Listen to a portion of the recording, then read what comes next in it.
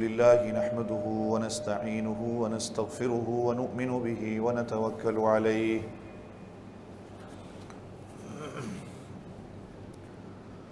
ونعوذ بالله من شرور أنفسنا ومن سيئات أعمالنا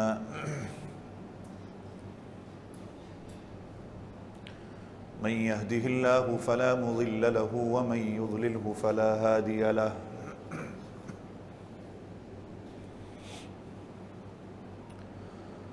وأشهد أن لا إله إلا الله وحده لا شريك له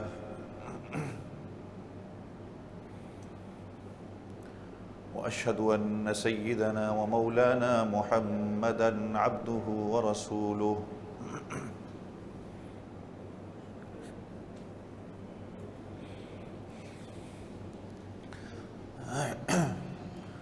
صلى الله عليه وعلى آله وأصحابه وبارك وسلم تسليما كثيرا كثيرا.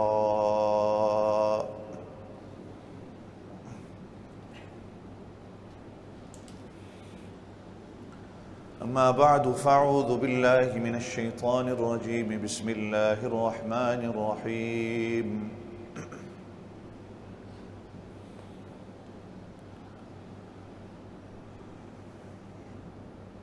يا أيها الذين آمنوا كتب عليكم الصيام كما كتب على الذين من قبلكم لعلكم تتقون. وقال تعالى في مقام آخر: كانوا قليلا من الليل ما يهجعون وبالأسحار هم يستغفرون. وقال تعالى في مقام آخر: استغفروا ربكم إنه كان غفارا.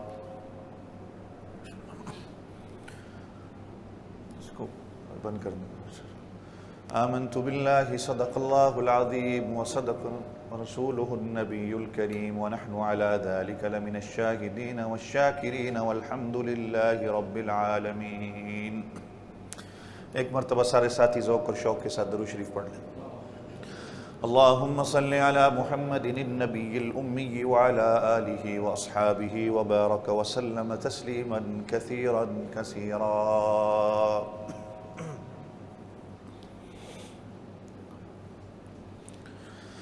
تمام تعریفیں اللہ وحدہ لا شریک کی، جو میرا آپ سب کا اور کل جہاں کا پروردگار ہے. بے شمار بے حساب لا تعداد درود و سلام امام الانبیاء فخر دو عالم سید کائنات حضرت محمد رسول اللہ صلی اللہ علیہ وسلم کی ذات اقدس پر، آپ کے گھر والوں پر، آپ کی اولادوں پر اور آپ کے تمام صحابہ پر.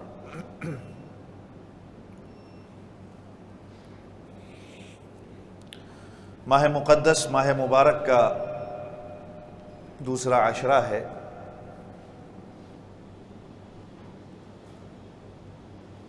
اللہ رب العزت سے دعا ہے کہ پہلا عشرہ جو گزر گیا، اللہ تعالیٰ اس کے روزے عبادتیں اپنے دربار میں منظور و مقبول فرمائے. جو کمی کوتاہی ہو گئی، اللہ تعالیٰ اپنی رحمت سے اس کو معاف فرمائے. اور یہ عشرہ اور آخری عشرہ اللہ تعالیٰ ہم سب کو نصیب فرمائے، اور ہمارے وہ بہن بھائی جو ابھی تک اس کی رحمتوں سے محروم ہیں، اللہ تعالیٰ ان کو بھی اس کی رحمتوں کا حصہ نصیب فرمائے. اللہ کسی کو بھی محروم نہ کرے، کیونکہ یہ مہینہ مغفرت کا مہینہ ہے، اللہ کی بخشش کا مہینہ ہے. جو محروم رہ گیا پھر وہ تمام خیر سے محروم رہ گیا. جیسے میں نے پچھلے جمعے کہا تھا کہ جس نے پھر یہ مہینہ بنا لیا اس کی زندگی بن گئی، اور جو محروم رہ گیا پھر وہ ہمیشہ کے لیے محروم رہ گیا. کیونکہ نبی پاک صلی اللہ علیہ وسلم نے جب منبر کی سیڑھی پر قدم رکھا، آپ صلی اللہ علیہ وسلم جب پہلی سیڑھی پر قدم رکھتے ہیں تو آپ صلی اللہ علیہ وسلم آمین کہتے ہیں، دوسری سیڑھی پر قدم رکھتے ہیں، نبی پاک صلی اللہ علیہ وسلم آمین کہتے ہیں، تیسری سیڑھی پر آپ صلی اللہ علیہ وسلم جب قدم رکھتے ہیں تو آپ صلی اللہ علیہ وسلم آمین کہتے ہیں۔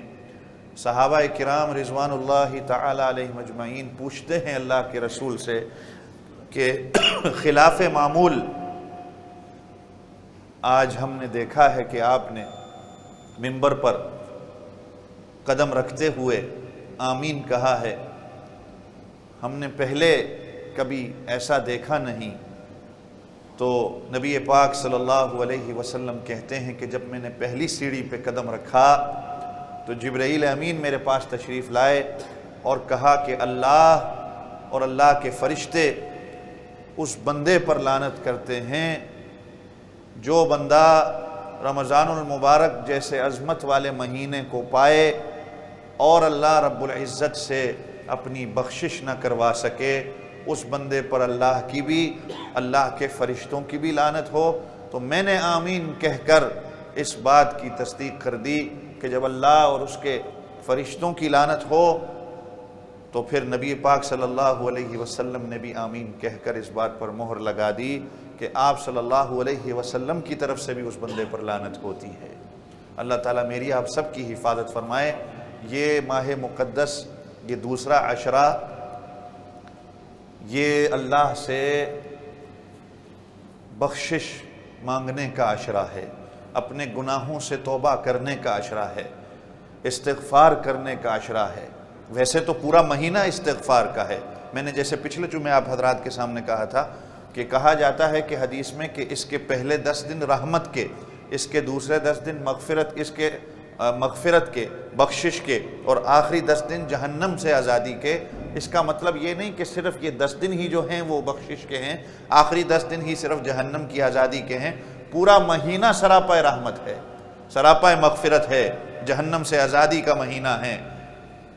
لیکن ایک نظام آپ کو سمجھا دیا، ایک شیڈول آپ کو سمجھا دیا کہ یہ اب 10 دن جو ہیں ان کو تقسیم کر لو، اس کا ایک حصہ بنا لو۔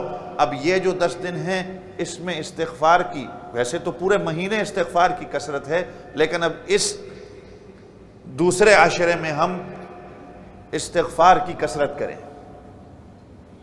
میں نے پچھلے جمعے آپ حضرات کے سامنے ذکر کیا تھا کہ اللہ کے نبی صلی اللہ علیہ وسلم کے بارے میں آتا ہے کہ آپ صلی اللہ علیہ وسلم قسم کھا کے کہہ رہے ہیں کہ واللہ انی لاستغفر اللہ واتوب الیہ فی اليوم اکثر من 70 مرہ، کہ اللہ رب العزت کی قسم ہے کہ میں دن میں اللہ سے 70 مرتبہ سے زیادہ استغفار کرتا ہوں۔ علماء کرام نے لکھا ہے یہ نمبر 70 یا 100 یہ گنتی بتانا مقصود نہیں ہے، اس سے یہ بتانا مقصود ہے کہ آپ کثرت سے استغفار کرنے والے بنیں۔ اس مہینے کے اندر کثرت سے استغفار کرنے والا بندہ جو بنتا ہے وہ اللہ رب العزت کے ساتھ اپنا تعلق بناتا ہے۔ اور اگر آپ کا رمضان المبارک کے مہینے میں یہ عادت بن گئی، آپ نے اس کا اہتمام کر لیا، تو پھر آپ ہمیشہ کے لیے استغفار کرنے والے بنیں گے۔ اور جو پھر ہمیشہ کے لیے استغفار کرتا ہے اللہ تعالیٰ تمام مشکلات سے اس کو دور کرتے ہیں، اللہ تعالیٰ رزق کی فراوانی کرتے ہیں، رزق کے اندر اس کی تنگی نہیں ہوتی۔ یہ چند دن پہلے جب تراویح کے بعد جو ہمارا مختصر سا 5-10 منٹ کا درس ہوتا ہے اس میں بات آئی تھی کہ جب حضرت یوسف علیہ السلام کے بھائی اپنے والد حضرت یعقوب علیہ السلام کے پاس آئے، جب ملاقات حضرت یوسف سے ہو گئی اور پتہ چل گیا کہ حضرت یوسف علیہ السلام کو اللہ نے بادشاہ بنایا ہے، وزیر خزانہ بنایا ہے، معافی مانگی، پھر اپنے والد صاحب کے پاس آئے حضرت یعقوب علیہ السلام، ان سے معافی مانگی، تو حضرت یعقوب علیہ السلام نے کیا کہا کہ سوف استغفر لکم ربی، ان قریب میں تمہارے لیے اللہ سے استغفار کروں گا۔ یہاں پر علماء نے لکھا ہے کہ ایک روایت میں یہ بھی آتا ہے کہ سوف استغفر لکم ربی کا معنی یہ ہے کہ حضرت یعقوب علیہ السلام کے ذہن میں یہ تھا کہ میں سحری کے وقت اٹھ کر، تہجد کے وقت اٹھ کر ان کے لیے معافی مانگوں گا۔ بعض مفسرین نے، بعض علماء نے یہ لکھا ہے کہ معنی اس کا یہ تھا کہ پہلے حضرت یوسف علیہ السلام سے معافی مانگو، اس کے بعد جب وہ معاف کر دیتے ہیں، حالانکہ معافی تو مانگ لی تھی، جب وہ معاف کریں گے اس کے بعد پھر اللہ رب العزت سے میں تمہارے لیے معافی مانگوں گا، چونکہ حقوق العباد تو پہلے آتے ہیں۔ لیکن بعض علماء یہ کہتے ہیں کہ حضرت یعقوب علیہ السلام کے کہنے کا مقصد یہ تھا کہ میں تہجد کے وقت اٹھ کر، سحری کے وقت اٹھ کر ان کے لیے استغفار کروں گا، کیونکہ یہ وقت بڑی برکت والا ہوتا ہے۔ ہمارے اکابرین کی عادتیں رہی ہیں، اگر ہم ان کی زندگیوں کو پڑھتے ہیں، صحابہ کی، فقہا کی یا ہمارے اکابرین کی، ہمیشہ تہجد کے وقت اٹھ کر ہی اللہ کے سامنے توبہ طائب ہوتے تھے، کیونکہ یہ برکت کا وقت ہے، یہ اللہ سے مانگنے کا وقت ہے، اللہ کی رحمت کو اپنی طرف متوجہ کرنے کا وقت ہے۔ اور دوسری آیت کریمہ جو میں نے پڑھی، كَانُوا قَلِيلًا مِّنَ اللَّيْلِ مَا يَهْجَعُونَ وَبِالْأَسْحَارِ هُمْ يَسْتَغْفِرُونَ، سورہ ذاریات میں آتا ہے کہ لوگ وہ جو کم سوتے ہیں، اللہ کی عبادت کرتے ہیں تو کم سوتے ہیں، وَبِالْأَسْحَارِ هُمْ يَسْتَغْفِرُونَ، اور پھر سحری کے وقت اللہ سے اپنے گناہوں کی معافی مانگتے ہیں۔ ام المومنین عائشہ رضی اللہ تعالی عنہا نے اللہ کے رسول صلی اللہ علیہ وسلم سے پوچھا، آپ بھی سوچتے ہوں گے کہ بھائی استغفار کی میں کثرت کیوں کروں؟ میں نے اگر کوئی گناہ کیا ہے تو میں استغفار کروں گا نا۔ تو ام المومنین عائشہ رضی اللہ عنہا نے بھی یہ بات کہی کہ اگر کوئی گناہ کسی سے سرزد ہوتا ہے تو وہ استغفار کرے۔ ایک تو اللہ کی عبادت بھی اگر کوئی کر رہا ہے تو اس کے لیے استغفار کی کثرت کیوں ہے؟ تو آپ صلی اللہ علیہ وسلم نے فرمایا، ایک تو جو اللہ رب العزت کی عبادت کا حق تھا وہ صحیح معنوں میں ہم نے حق ادا نہیں کیا۔ کیا ہم میں سے کوئی کہہ سکتا ہے کہ ہم نے رمضان کا حق صحیح معنوں میں ادا کیا ہے؟ عبادت کا حق صحیح معنوں میں ہم نے ادا کیا ہے؟ اور آپ صلی اللہ علیہ وسلم نے فرمایا کہ عبادت کے وقت اگر کہیں غفلت ہو جاتی ہے، کمی کوتاہی ہو جاتی ہے، ایک تو اس کے لیے بھی استغفار ہے، اور دوسرا کہ میں اللہ کے عبادت کرتے وقت اس حق کو پورا نہیں کر سکا۔ میں اور آپ کیسے پورا کر سکتے ہیں جب اللہ کے رسول صلی اللہ علیہ وسلم خود کہہ رہے ہیں کہ ام المومنین عائشہ رضی اللہ عنہا نے جب کہا کہ آپ کے پاؤں مبارک میں ورم آ جاتا، آپ صلی اللہ علیہ وسلم پوری رات عبادت جب کرتے، تو ام المومنین عائشہ رضی اللہ عنہا کہتی کہ آپ کو کیا ضرورت ہے اتنی عبادت کرنے کی؟ تو آپ صلی اللہ علیہ وسلم کہتے کہ کیا میں اللہ کی عبادت کا وہ حق ادا نہ کروں؟ کیا میں اس کا شکر گزار بندہ نہ بنوں کہ مجھے اللہ نے کتنی نعمتیں دی ہیں؟ تو فرمایا کہ یہ وقت جو ہے یہ برکت والا وقت ہے، یہ اللہ سے استغفار کرنے کا وقت ہے۔ ویسے تو پورا دن ہے، لیکن یہ وقت خاص اہتمام کر کے سحری سے کچھ دیر پہلے اگر ہم اٹھ کر 2 رکعت نفل صلاۃ التوبہ کے پڑھ کے اللہ کے سامنے گڑ گڑا کر اپنے گناہوں کی ہم معافی مانگیں، استغفار کی ہم کثرت کریں، تو ہمارے لیے یہ بہت بہتر ہے۔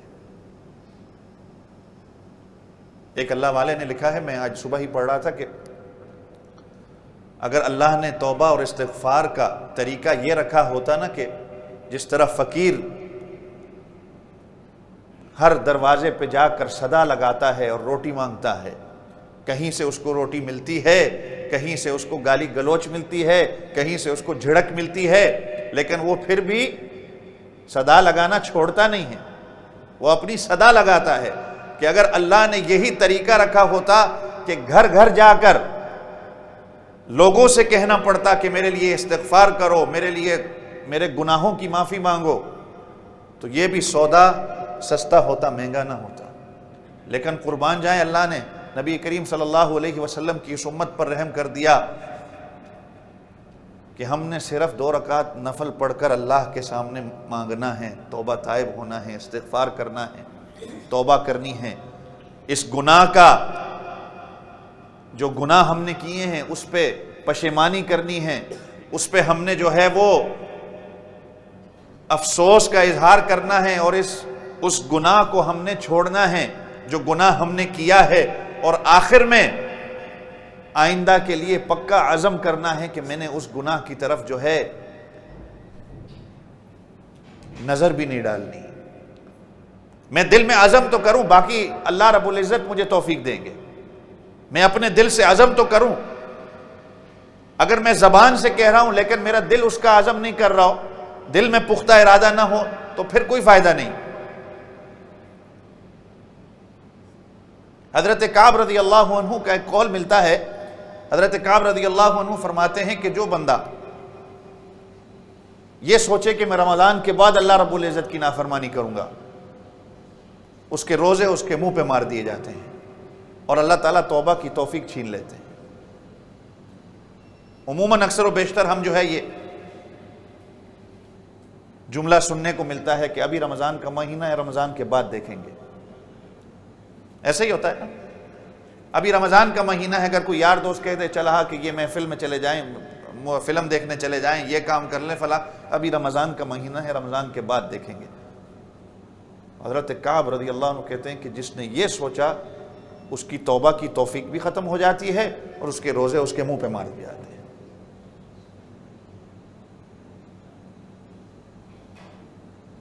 اگر میں اپنے رمضان کو رمضان ہی نہ بنا سکا کہ جس کا معنی ہی یہ ہے کہ جو گناہوں کو جلا دے،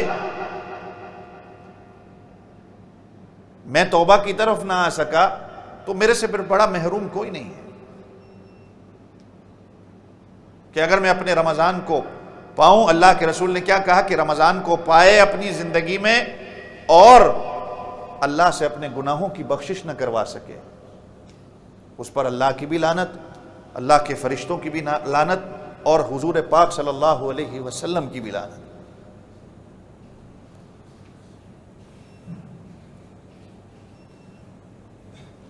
جیسے ہی گناہ سرزد ہو جائے استغفار کی، یہ اس کا بیماری کا اینٹی بایوٹک ہے۔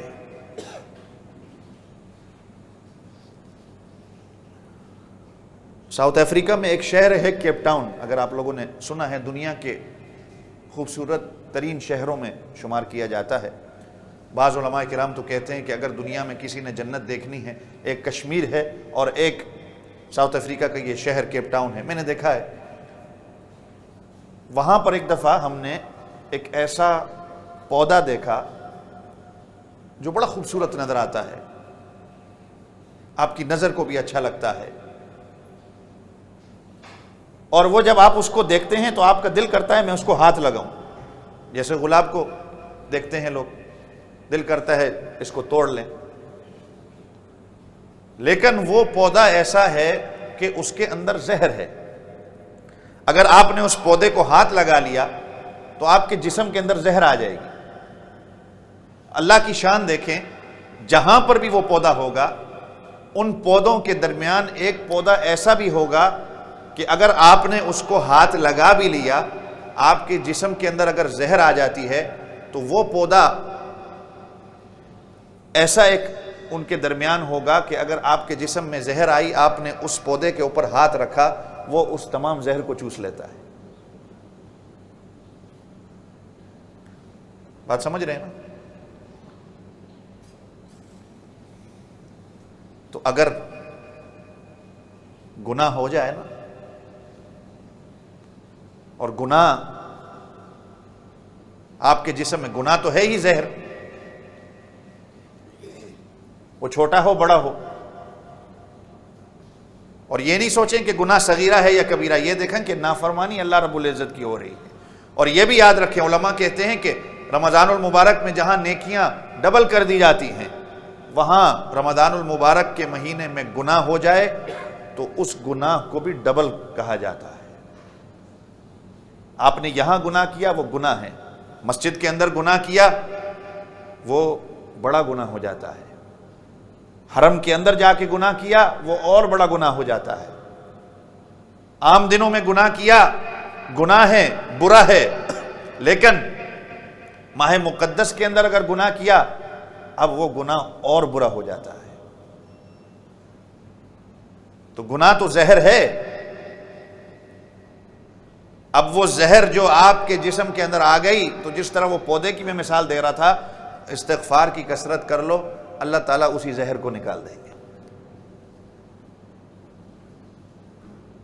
یہ عشرہ جو ہے نا، یہ استغفار کی کثرت کا ہے، پورا مہینہ استغفار کی کثرت کا ہے، لیکن استغفار کی کثرت کرنے والے بن جائیں۔ استغفروا ربکم انہ کان غفارا کانوا قلیلا من اللیل ما یہجعون وبالاسحار ہم یستغفرون۔ اس مہینے کے اندر سحری کے اندر عادت بنا لیں کہ میں جلدی اٹھ کر اللہ سے توبہ طائب ہو جاؤں، معافی مانگنے والا بن جاؤں، گناہ سے استغفار کرنے والا بن جاؤں۔ سورہ انفال میں آتا ہے وَمَا كَانَ اللَّهُ مُعَذِّبَهُمْ وَهُمْ يَسْتَغْفِرُونَ۔ مشرکین مکہ کے بارے میں اللہ کہتے ہیں کہ میرا نبی میں ان کو عذاب نہیں دے سکتا کیونکہ آپ ان کے درمیان میں موجود ہیں، کیسے میں ان کو عذاب دوں؟ اور دوسری بات کہی وَمَا هُمْ يَسْتَغْفِرُونَ، کہ یہ مشرکین مکہ جیسے بھی ہیں یہ استغفار کی کثرت کرتے ہیں۔ اب جو بندہ استغفار کی کثرت کرے میں اس پر کیسے اپنا عذاب نازل کر دوں؟ یہ کل ہم نے حضرت یونس علیہ السلام کا قصہ تراویح میں جو پڑھا، میں اس کی بات کر رہا تھا کہ حضرت یونس علیہ السلام کی قوم پر جب عذاب آنے والا تھا، آپ کو پتہ ہے واقعہ، اب قوم نے جب دیکھا کہ عذاب سر پر ہے، بادل عذاب کے دیکھ لیے، اور ان کو پتہ تھا کہ یونس علیہ السلام نے جو کہا ہے وہ سچ کہا ہے، تو وہ جب اس بادل کو دیکھا انہوں نے تو ان لوگوں نے استغفار شروع کر دیا، اللہ سے معافی مانگنی شروع کر دی، بچے بوڑھے عورتیں سب میدان کے اندر آ کے گڑ گڑا کے اللہ سے معافی مانگنے والے بن گئے۔ اب جب انہوں نے استغفار کیا تو اللہ تعالیٰ نے پھر عذاب کو ٹال دیا۔ واقعہ آپ کو پتہ ہے، پھر حضرت یونس علیہ السلام سمجھے کہ اب قوم جو ہے وہ پتہ نہیں مجھے کیا کیا کہے گی، تو وہاں سے چلے گئے، اور کشتی کا وہ واقعہ ہے، پھر حضرت یونس علیہ السلام مچھلی کے پیٹ میں جاتے ہیں۔ اب مچھلی کے پیٹ میں حضرت یونس علیہ السلام جب جاتے ہیں تو پھر اللہ سے دعا کرتے ہیں، لا الہ الا انت سبحانک انی کنت من الظالمین۔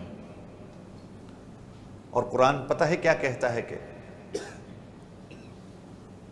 فلولا انہ کان من المسبحین، کہ یونس علیہ السلام نے اللہ کی تسبیح بیان کی، استغفار کی کثرت کی، اللہ سے مانگا، اور اللہ کیا کہتے ہیں لَلَبِثَ فِي بَطْنِهِ إِلَى يَوْمِ يُبْعَثُونَ۔ اگر وہ نہ مانگتے، تسبیح نہ کرتے، استغفار نہ کرتے تو قیامت کے دن تک وہ مچھلی کے پیٹ میں رہتے۔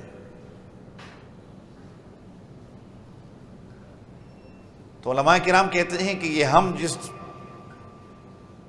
ہماری جو زندگی ہے، یہ جو پریشانی ہے، ہم بھی ایک پریشانی کے اندر، جس طرح حضرت یونس علیہ السلام اس مچھلی کے پیٹ میں، اس چار دیواری میں تھے، ہم بھی آج پریشانیوں کی چار دیواری میں گرے ہوئے ہیں۔ یہ اللہ کا قرآن تو ہمیں جگہ جگہ دعائیں سکھا رہا ہے، ربنا ظلمنا انفسنا وان لم تغفر لنا وترحمنا لنکونن من الخاسرین، لا الہ الا انت سبحانک انی کنت من الظالمین۔ یہ انبیاء سے، ان کی زندگیوں سے ہم سبق لیں کہ کس طرح انہوں نے استغفار کی اور لوگوں کو سکھایا۔ اور آپ صلی اللہ علیہ وسلم نے پھر وہی کیا، اور پھر آپ صلی اللہ علیہ وسلم نے صحابہ کو بھی وہی سکھایا۔ حضرت عمر رضی اللہ عنہ کے بارے میں آتا ہے، آپ حضرت عمر رضی اللہ عنہ چھوٹے بچوں کو کہا کرتے تھے کہ تم معصوم ہو، میرے لیے دعا کیا کرو کہ اللہ تعالیٰ میری مغفرت کر دے۔ اب جلیل القدر صحابی، جنت کی بشارت بھی دی گئی، لیکن چھوٹے چھوٹے بچوں سے کہہ رہے ہیں کہ میرے لیے استغفار کی کثرت کرو، اس لیے کہ تم معصوم ہو۔ حضرت ابو ہریرہ رضی اللہ عنہ، کیا شان حضرت ابو ہریرہ رضی اللہ عنہ کی، وہ بچوں کو جب دیکھا کرتے تھے تو وہ کہتے تھے، بچوں یہ کہو اللہم اغفر لابی ہریرہ، کہ اے اللہ ابو ہریرہ کی مغفرت کر دے۔ اب جب بچے کہتے تھے نا تو پھر حضرت ابو ہریرہ رضی اللہ عنہ جیسے وہ کہتے تھے تو ہاتھ اٹھا کے کہتے تھے آمین آمین آمین، جن سے سب سے زیادہ حدیثوں کی روایت ہے۔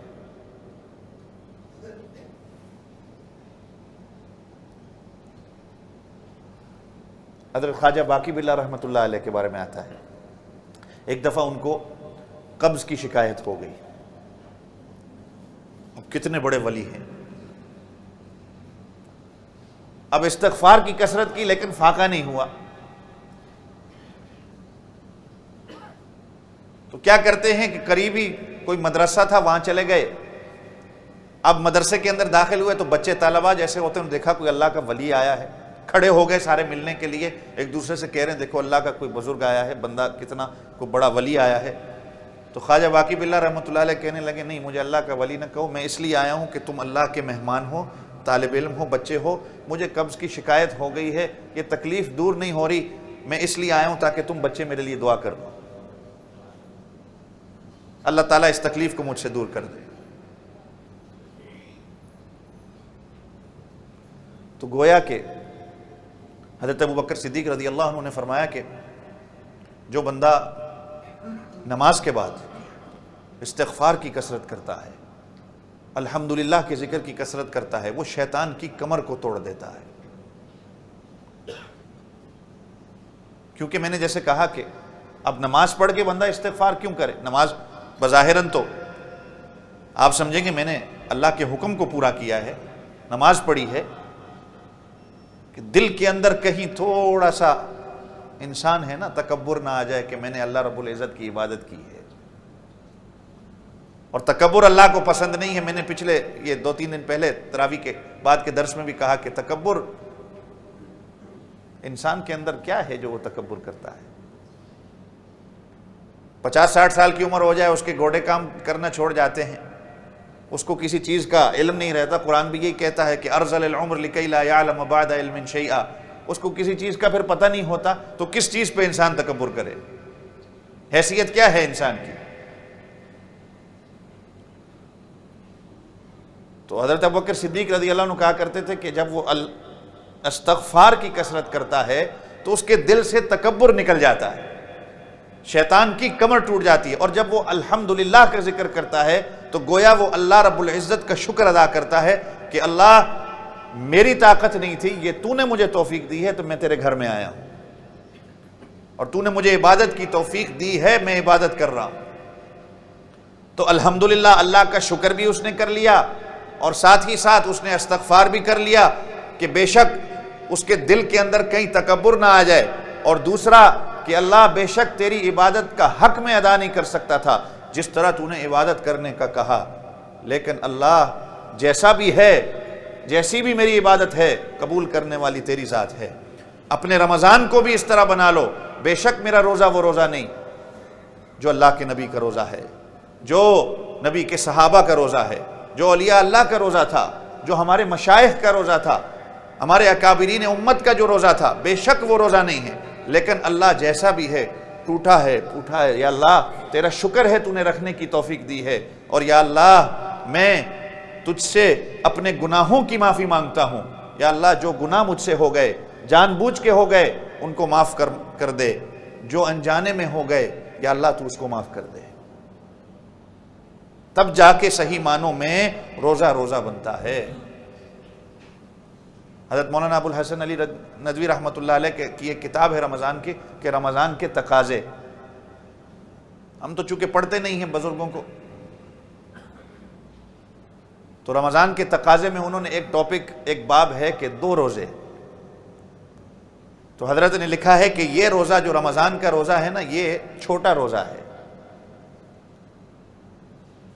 آپ سحری کرتے ہیں، افطار کرتے ہیں، اللہ رب العزت کے بعض جائز کام بھی جو ہیں وہ حرام ہو جاتے ہیں آپ کے لیے، آپ ان پر عمل کرتے ہیں، پھر افطاری ہوتی ہے، آپ کھاتے پیتے ہیں۔ یہ چھوٹا روزہ ہے، یہ آپ کی ٹریننگ ہے۔ اصل روزہ جو حقیقی معنوں میں روزہ ہے، روزہ کھانے پینے سے رکنے کا نام تو نہیں ہے، کہ تقویٰ تمہارے دل کے اندر آ جائے، اللہ رب العزت کے حکم کے مطابق اپنی زندگی، اللہ نے کہا نہیں کھانا تو نہیں کھانا۔ اور دوسرا روزہ کہا کہ جو حقیقی روزہ ہے وہ یہ ہے کہ انسان جب بالغ ہوتا ہے، جب اس کو شعور آتا ہے، تب سے لے کر مرنے کی حالت تک، وَاعْبُدْ رَبَّكَ حَتَّى يَأْتِيَكَ الْيَقِينُ، اور قرآن بھی اس کی گواہی دیتا ہے کہ اپنے رب کی عبادت کر جب تک کہ تجھ کو موت آ جائے۔ تو حقیقی روزہ کہا کہ وہ روزہ ہے کہ جب بندہ بالغ ہوتا ہے، اس کی موت تک وہ اللہ کے حکموں کے مطابق اپنی زندگی گزارتا ہے، وہ کام کرتا ہے جن کا کرنے کا اللہ نے کہا ہے، وہ ان کاموں سے بچتا ہے جن کا اللہ نے رکنے کا کہا ہے، وہ تقویٰ کو اختیار کرتا ہے۔ تو حقیقی معنوں میں اصل روزہ یہ ہے۔ اور فرمایا یہ رمضان کا یہ تو چھوٹا روزہ ہے، یہ تمہاری ٹریننگ ہے اس 1 مہینے کی۔ اگر تم اس 1 مہینے کی ٹریننگ میں، اس کورس میں پاس ہو جاتے ہو، پھر 1 مہینہ تمہاری یہ کورس جو ہے یہ تمہاری پوری زندگی کے لیے ہدایت کے راستے کر دیتا ہے، تمہارے ہدایت کے فیصلے کر دیتا ہے۔ اگر یہ 1 مہینہ بنا تو پوری زندگی بن سکتی ہے، یہ 1 مہینہ نہ بنا تو پوری زندگی نہیں بن سکتی۔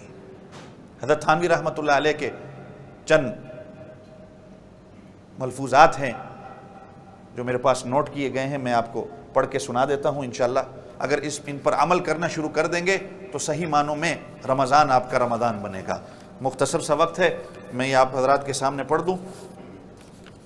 حضرت تھانوی رحمۃ اللہ علیہ لکھتے ہیں، تقریباً 12 پوائنٹ بتائے ہیں رمضان کے۔ نمبر 1، پورے ذوق و شوق سے روزے اور تراویح کا اہتمام کیا جائے، اور جتنی عبادات ہیں ان کا حکم ہمارے لیے اللہ کی طرف سے جو آیا ہے وہ فائدے کے لیے، میرے اور آپ کے فائدے کے لیے آیا ہے، تاکہ ہم بھی اللہ کی رحمت سے کچھ حصہ پا لیں۔ اگر یہ عبادتیں اللہ کی طرف سے مشروع نہ ہوتی تو پھر میں اور آپ رمضان کے مہینے کو غفلت کے ساتھ گزارتے۔ تو نمبر 1، پورے ذوق اور شوق کے ساتھ تراویح کا اہتمام کیا جائے۔ نمبر 2، مسجد میں تکبیر اولیٰ کے ساتھ مسجد میں تکبیر اولیٰ کے ساتھ نماز باجماعت کی پابندی کا عزم کیا جائے، کوئی نماز فوت نہ ہو اور نہ کوئی نماز چھوٹے پائے۔ گھروں میں افطاری کی وجہ سے مسجد کی جماعت سے محرومی ہو جاتی ہے۔ نمبر 3، کلمہ طیبہ کے ذکر، درود شریف اور جو میں نے کہا توبہ استغفار کی کثرت کی جائے، کوئی وقت ذکر سے خالی نہ رہے۔ نمبر 4، تلاوت قرآن پاک کا خصوصی اہتمام، نوافل میں بھی اور دیکھ کر بھی۔ قیام نماز میں تلاوت سے 1 لفظ پر 100 نیکی، اور نماز میں بیٹھ کر پڑھنے سے ہر حرف پر 50 نیکیوں کا ثواب ملتا ہے۔ 10-15 پارے بلکہ پورا قرآن پاک یومیہ ختم کرنے والے بھی بہت سے لوگ اس وقت بھی دنیا میں موجود ہیں۔ پھر فرمایا، جو میں یہ بات کر رہا تھا کہ روزے کا مقصد جو ہے وہ گناہوں سے بچنا ہے، تقویٰ ہے۔ اگر گناہوں کو نہیں چھوڑا تو روزہ رکھنا اس کا کوئی فائدہ نہیں ہے۔ آپ کا روزہ تو ہوگا لیکن اس روزے کے اندر جان نہیں ہوگی۔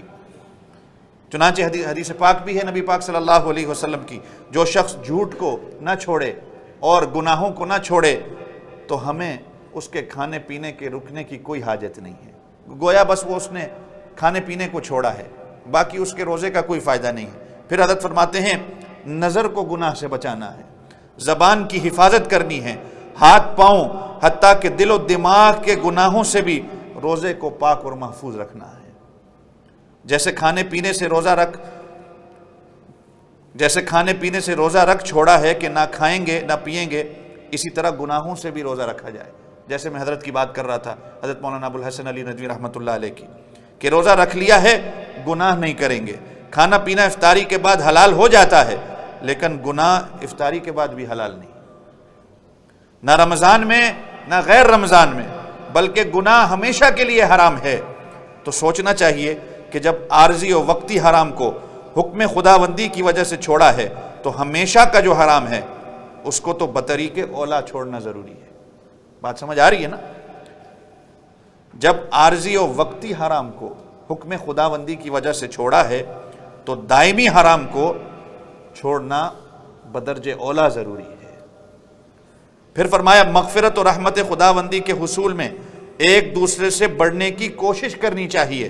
اس ماہ مبارک میں اللہ رب العزت نے اپنے بندوں کی مسابقت کو دیکھنا ہے، اور اس کا حکم اللہ نے قرآن میں فرمایا وَسَارِعُوا إِلَىٰ مَغْفِرَةٍ مِّن رَبِّكُمْ وَجَنَّةٍ عَرْضُهَا السَّمَاوَاتِ وَالْأَرْضِ، کہ اللہ کی رحمت کی طرف دوڑ لگاؤ، سبقت حاصل کرو ایک دوسرے سے۔ پھر حضرت فرماتے ہیں کہ بازار اور گھریلو کاموں سے جس قدر جلدی ہو سکے فراغت حاصل کر کے زیادہ سے زیادہ وقت مسجد کے لیے فارغ کر لینا چاہیے۔ 10 دن اعتکاف کے علاوہ جتنا بھی وقت ملے مسجد کے اندر گزاریں۔ پھر نمبر 9، ماہ مبارک اگر اہل اللہ کی صحبت اور خدمت میں گزارنے کا اہتمام کر لیا جائے جیسے کہ ہمارے اکابر کا معمول تھا، تو امید ہے کہ اوپر والے یہ جتنے نمبر ہیں ان سب پر عمل کرنا آسان ہو جائے گا۔ اللہ حضرت تھانوی رحمۃ اللہ علیہ کی قبر پر کروڑوں رحمتیں نازل فرمائے، ہمارے لیے کتنی آسانیاں کر گئے کہ اگر اللہ کے نیک بندوں کے ساتھ صحبت مل جائے تو یہ سارے نمبر جتنے میں نے بتائے ہیں ان پر عمل کرنا آسان ہو جائے گا۔ پھر فرمایا اپنے ملازمین کے لیے کام میں سہولت کرنا بھی مطلوب ہے، جو آپ کے ماتحت ہیں ان کے لیے رمضان المبارک میں آسانی کر دی جائے۔ لیکن دیکھنے میں یہ آتا ہے، اللہ ہماری حفاظت فرمائے، کافر تو پھر بھی مہلت دے دیتا ہے، چھوٹ دے دیتا ہے، مسلمان چھوٹ نہیں دیتا۔ اگر اللہ نے آپ کو کسی کا حاکم بنایا ہے یا آپ کے اندر کچھ لوگ ہیں ماتحت ہیں، تو روزے کی حالت میں ان کے کام کے اندر تھوڑی سی چھوٹ دے دی جائے، تھوڑا سا جلدی چھوڑ دیا جائے، اس پہ اللہ تعالیٰ آپ کو ثواب دیں گے۔ پھر فرمایا اپنے پڑوسی غرباء و مساکین کی خدمت اور دلداری بھی اس ماہ مبارک کا خصوصی عمل ہے۔ حدیث پاک میں آتا ہے کہ ماہ مبارک میں حضور پاک صلی اللہ علیہ وسلم کی سخا بہت بڑھ جاتی، آپ چلتی ہوئی ہوا سے بھی زیادہ سخی ہو جاتے۔ افطاری میں غریبوں کو شریک کریں، مالی تعاون کریں تاکہ وہ اطمینان سے رمضان المبارک گزار سکیں اور آپ ان کی دعاؤں کے مستحق بنیں۔ اور تو کچھ نہیں ہے پلے، آپ کو دعاؤں کی ضرورت ہے۔ اس ماہ مبارک میں جیسے سخاوت خداوندی اور اس کی رحمت اپنے بندوں پر بارش کی طرح برستی ہے، اسی طرح اہل اللہ کے قلوب میں دعوت اللہ اور شفقت علی الخلق کے جذبات موجزن ہوتے ہیں۔ شوق اللہ اور خوف خدا کے ملے جلے خیالات کا ان کے سینوں میں تلاطم ہوتا ہے۔ سنت نبویہ کی اتباع میں ان کی شدید خواہش ہوتی ہے کہ خدا سے کٹی ہوئی مخلوق کا رشتہ جو دوبارہ ہے اللہ کے ساتھ جوڑ دیا جائے، فسق و فجور اور سرکش کو اپنے مولا کریم کی دربار کی حاضری میں دوبارہ حاضری نصیب ہو جائے۔ جس بندے کے گناہ کی زندگی گزری ہو، فسق و فجور کی زندگی گزری ہو، وہ اللہ رب العزت کے گھر میں آ کر اپنی زندگی کو بنا لے، شیطان کے چنگل سے نکل کر یہ اللہ کا فرم و بردار بندہ بن جائے۔ پھر حضرت فرماتے ہیں اسلام کی سربلندی، علماء، مدارس دینیہ کی حفاظت، مظلوم مسلمانوں کی حمایت اور ان کی نصرت کی خوب دعائیں کی جائیں۔ رمضان المبارک کے فضائل اور اس کے حقوق و اعمال کی طرف متوجہ کرنے کے لیے ہمیشہ اولیاء کرام اور مشائخ اعظام نے اپنے نورانی مواعظ سے لوگوں کو خواب غفلت سے بیدار کرنے کی ہمیشہ کوشش کی ہے، اور انشاءاللہ ہمیشہ کرتے رہیں گے۔ اللہ رب العزت سے دعا کریں کہ اللہ تعالیٰ جتنا رمضان گزر گیا اس کو قبول فرما لے، جتنا باقی ہے ایمان کی سلامتی کے ساتھ، صحت کے ساتھ اللہ تعالیٰ ہم سب کو نصیب فرمائے۔